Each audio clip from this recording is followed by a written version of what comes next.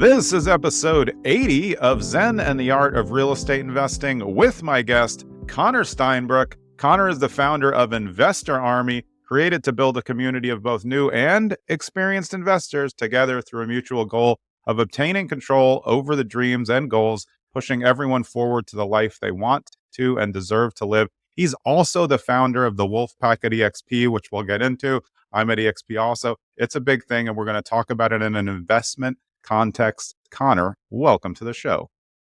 What's going on, everybody? Thank you for having me on the show, man. I'm excited. I'm excited to talk to you, and I love the crossover. Actually, let's just start with that basic crossover question.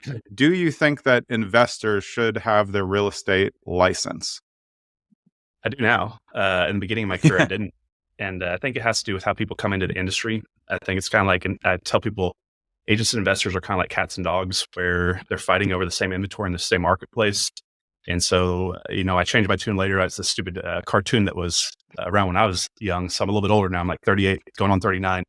But I say there's a show called Cat Dog where they had a cat and a dog merge. I say you need to be both, merge both worlds. So like investors come in a lot of times in the investment space when you're coming up. What my kind of background as education was, it creates extra risk and liability. If you have your license, you're going to get fewer contracts. The homeowners aren't going to work with you. It's an extra expense. And so you kind of have these things going on. And then on the agent side, they're always dealing with investors taking deals and causing problems. And also there's a lot of agents stay on that side because they don't want to take risks. But the best is to do both. And we'll talk about that a little bit here in a little bit. But so I wasn't licensed for about 5 or 6 years of my career, maybe going on 7 years. And then I changed my tune on this completely as EXP came into the picture, which is why I ended up getting my real estate license. But after I got my real estate license to join EXP Realty to build the revenue share model, I realized that I'd made some big mistakes over my career, probably cost myself 7 figures or more with not having that license to run my business for those 5, 6, 7 years. And I can talk about some of those reasons if you'd like me to. What was the mindset when you were just an investor about like, oh, screw it, I don't need my license? Because I think a lot of people think like that. Sometimes I think it's because they don't think that agents hold value. Was that something that you thought in the beginning? Yeah, so like one is like, I believe that, my goal is to create big checks and cash flow and residual income and work for equity, and not at the time when I got into the industry, property values were a lot lower. So real estate commission checks were a lot smaller. So wholesaling checks were a lot bigger for me. So I'd rather wholesale a house for 10 to 15K than, get a house under contract for 100 and wholesale it for 110. But, right. Don't have to pay the brokerage on the wholesale fee. You're on your own LLC. Right. And then now as for the past, many years, the market's gone way up. Now you're seeing a lot of properties in the 250, 300, 400K price point, which is getting up more to where a check is equivalent to like a wholesale deal. So that was how I was doing my transactional income a lot, was wholesaling and flipping in the beginning. And so I just saw a sales side as just another transactional business that I didn't really need to be doing at the time.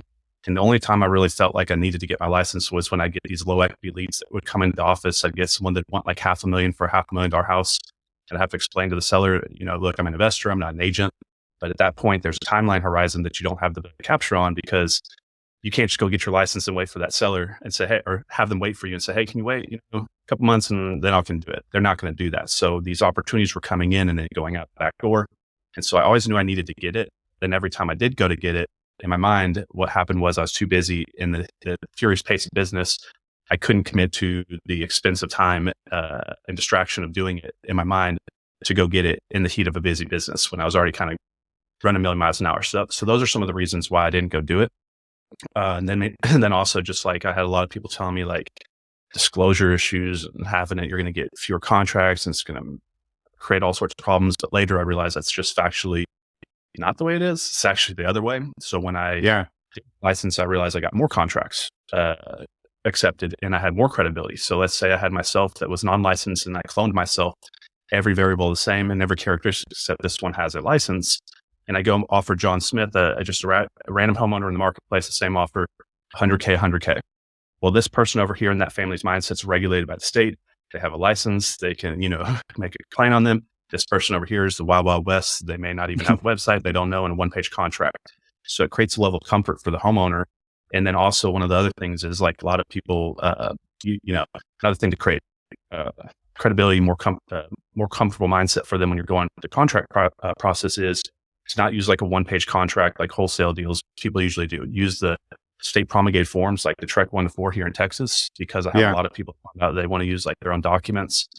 You're going to get more contracts when you use state forms, because that homeowner, when they bought their house the first time, had familiarity with that contract when they purchased it the first time. I've lost deals where I've tried to use my own paperwork and they're like, what is this? This doesn't, this 1-page document, 2-page document, it didn't make sense to them.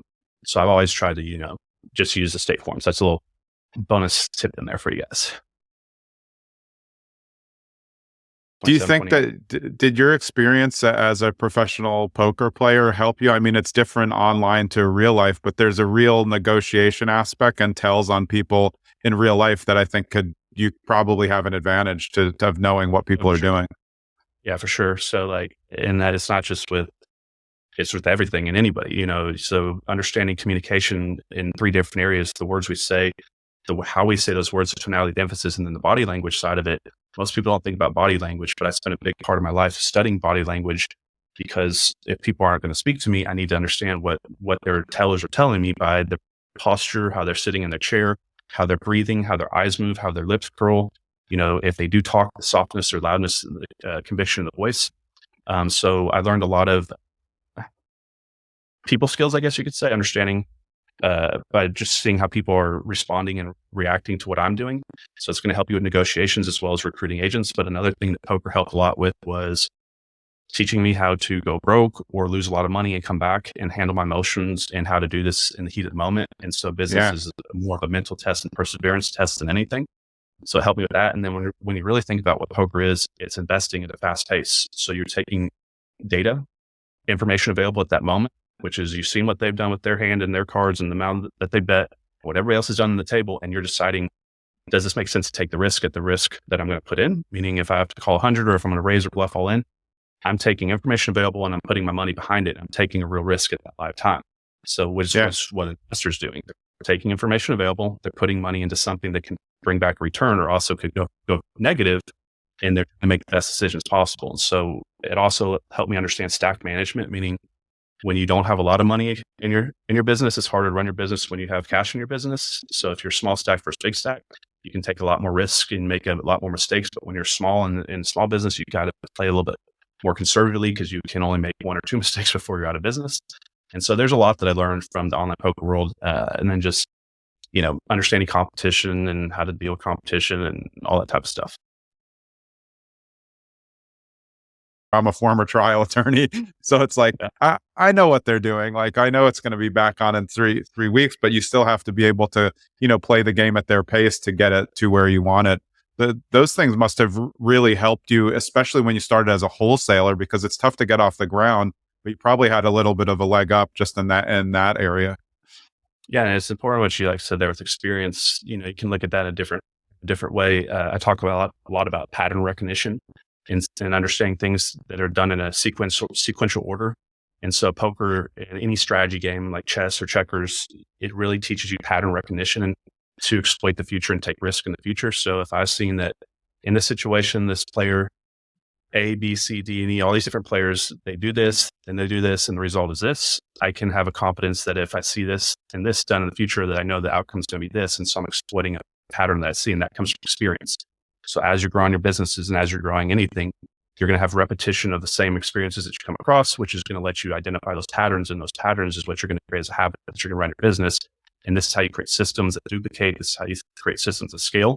So you should be looking to identify patterns in your business, and then being able to put them on a pen and paper so that you have it in a way that you can teach it to someone, that they can learn it and then reteach it later. And that's how a business is built. Because once, for example, with EXP, you have to first learn how to recruit agents to build out your front line. Then you have to train those agents how to recruit agents.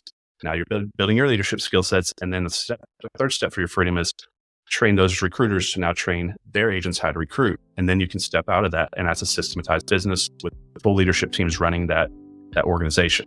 And so you have to do things in an order like that. If not, you can't scale and you're going to struggle. You're going to have lots of leaks in your business. But I learned a lot of that pattern recognition and understanding forward thinking through poker as well. Yeah.